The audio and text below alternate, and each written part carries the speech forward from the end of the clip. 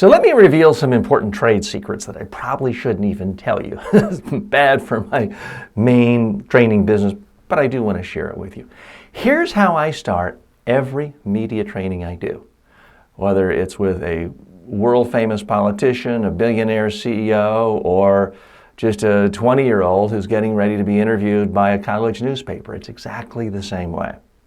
They come into the room, and before we've exchanged pleasantries, before we've had coffee, I just say, hey, can I ask you a few questions?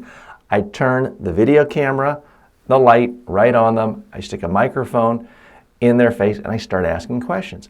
Now, it's not confrontational. It's not, do you beat your spouse or did you steal this money? It's just asking them questions about what they do. And it doesn't matter about the audio quality, the video quality. In fact, I'll just have a mic that's not even attached to the camera as a prop, just to give them a sense of, oh, this is really happening. So I'll do that for a minute or so. Sometimes a little longer if it's one-on-one. If I'm working with a dozen people in a day, I may only ask them one or two questions for 20 seconds. Then I'll have the person sit down, and I'll ask another couple of questions, and I sit down. Then, here's the interesting part that you'll find incredibly useful if you do it. I turn the light off on my camera. I put the mic on the floor. I sit back and I say, so how'd that feel when the camera's on you? That's when they come alive. They're like, oh, TJ, that was awful. I don't think I did well at all there. And I'm rolling that, I'm recording it the whole time. Then, and that's for maybe 15, 20, 30 seconds. Then I say, okay, one last question. I will turn the light on, pick up the mic, straighten up, and I'll say, what do you want to get out of today? What has to happen today in this training session for you to consider this an incredibly worthwhile use of your time? That's how I start the training. And the whole thing may only take 90 seconds. Sometimes it could go 5 minutes. Then I tell the person, okay, we're going to watch this. I want you to be a harsh critic of yourself today, but I want you to be a fair critic.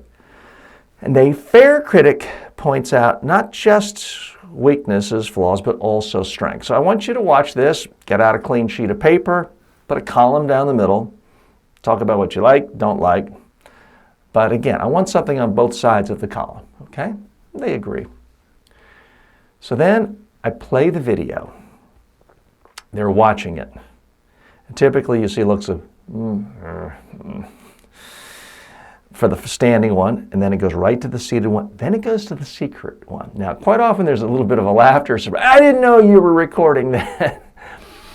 And then the final one.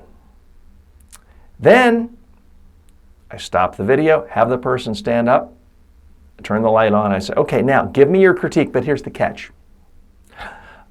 I only want to know what you liked about how you came across. I don't care about the substance yet. I don't care about your messages. I just want to isolate what you're doing well.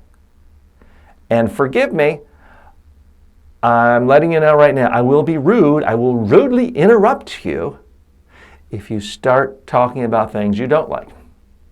Because the first thing we're trying to learn here is how to correctly watch yourself, critique yourself to figure out what your strengths are so we can build them.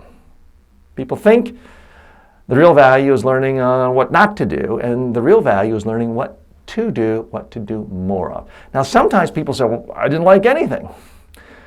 But quite often they'll say, well, my voice was okay, I guess. My speaking speed was okay. I wasn't shaking. There's always something.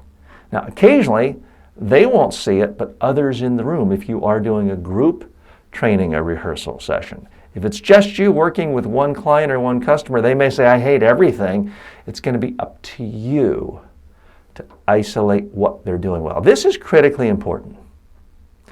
I believe most trainings are flawed because the trainer wants to show how smart he or she is.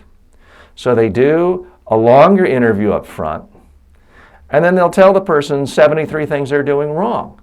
And technically they're correct. They are doing those things wrong. So the client, the colleague, the CEO, the executive thinks intellectually, boy, I'm learning a lot. wow, this trainer is really smart. But boy, oh boy, the lesson I learned is I'm horrible. I should jump out a window, or I should never do interviews. That's the lesson they learn. Emotionally, you've destroyed them. They want to go kill themselves, practically. So my recommendation, never, ever, ever say anything negative the first time you're looking at their video. Again, we're going to do a dozen videos during a training session if you have a longer day. Even if you just get 15 minutes on the way to an interview, I'd recommend you do 3 or 4 interviews, and perhaps this one you shrunk down to just one short one.